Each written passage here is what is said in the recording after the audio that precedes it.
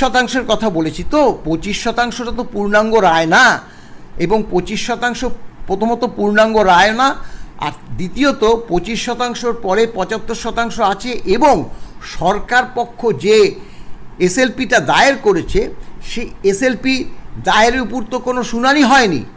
এবার তো হলো এই যে 4 আগস্ট থেকে কন্টিনিউ 4 দিন পর পর লাগাতার হলো, সেটাই হচ্ছে পূর্ণাঙ্গ শুনানি হয়ে গেছে, ওই এসএলপির পূর্ণাঙ্গ শুনানি হয়ে গেছে।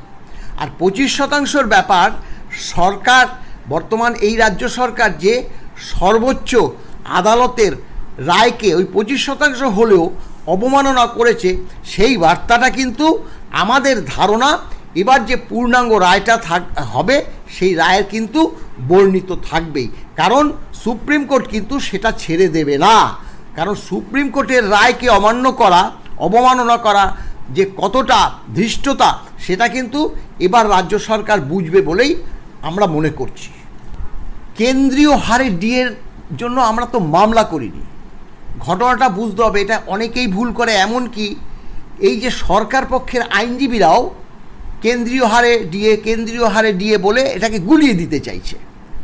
আমরা কি বলেছি যে দেশের যে all India consumer price index, অর্থাৎ এটা স্বশাসিত সংস্থা এবং কেন্দ্রীয় সরকারের লেবার ব্যুরো দ্বারা পরিচালিত, তারা দেশের সবকটি রাজ্য থেকে এই যে জিনিসপত্রের দাম ওঠানামা, অর্থাৎ কখনো হ্রাস পায় কখনো বৃদ্ধি পায়, তার একটা হিসাব প্রতি মাসে প্রকাশ পায় পার্সেন্টেজটা, সেটা কেন্দ্রীয় সরকার। কেন এই যে মহার্ঘ ভাতা বলতে তো মহার্ঘ কথাটা তো আছে পরিষ্কারভাবে, যে জিনিসপত্রের দাম বাড়লেই তো জিনিসপত্রে মহার্ঘ হয়, তাই মহার্ঘের জন্য ভাতা, এটা এমনই একটা নামকরণ, এটাকে পরিবর্তন করা যাবে না।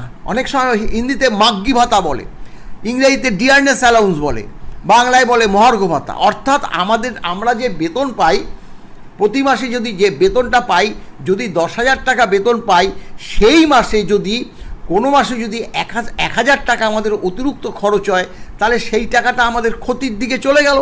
সেটাকেই যাতে সমতা আনা যায়, সেই কারণেই এই মহার্ঘ ভাতা।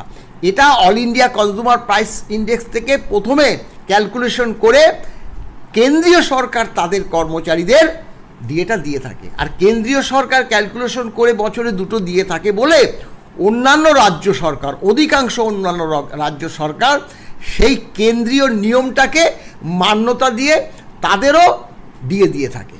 তাই এখানে কেন্দ্রীয় হারে ডিএ না, এটা কেন্দ্রীয় নিয়ম অনুসারে ডিএ। কেন্দ্র যেই নিয়মে তাদের রাজ্য সরকারি কর্মচারীদের ডিএ দেয়, ঠিক সেই নিয়মেই অন্যান্য স্টেটগুলো, অধিকাংশ অন্যান্য স্টেটগুলো তাদের কর্মচারীদের ডিএ দেয়। এমনকি আমাদের রাজ্যের যে সরকারি কর্মচারীদেরও কিন্তু বাম আমলে সেটাই দিত, তবে সেখানে বকেয়া বেশ কিছু মাস থেকে যেত।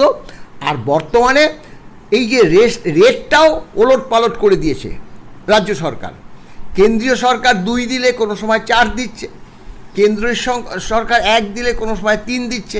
এর আগেও পঞ্চম বেতন কমিশনের এই ধরনের আচরণের জন্যই আমরা মামলায় গিয়েছিলাম, কারণ আমরা দেখেছি এক কিস্তি দিয়ে এই রাজ্য সরকার 54 মাস পরে দিয়েছে, মানে 54 মাসের ক্ষতি হয়েছে। কখনো 48 মাস, কখনো 24 মাস, কখনো 18 মাস, সব থেকে কম 18 মাস এই বর্তমান তৃণমূল সরকার, আর সব থেকে বেশি 54 মাস। এক কিস্তি দিয়ে 54 মাস, ভাবা যায় কতটা আমাদের ক্ষতি। কারণ ডিএ তো পৌনঃপুনিক, আজকে দিলে পরে পরের মাসেও পাবো, তারপরের মাসেও পাবো, তারপরের মাসে পাবো।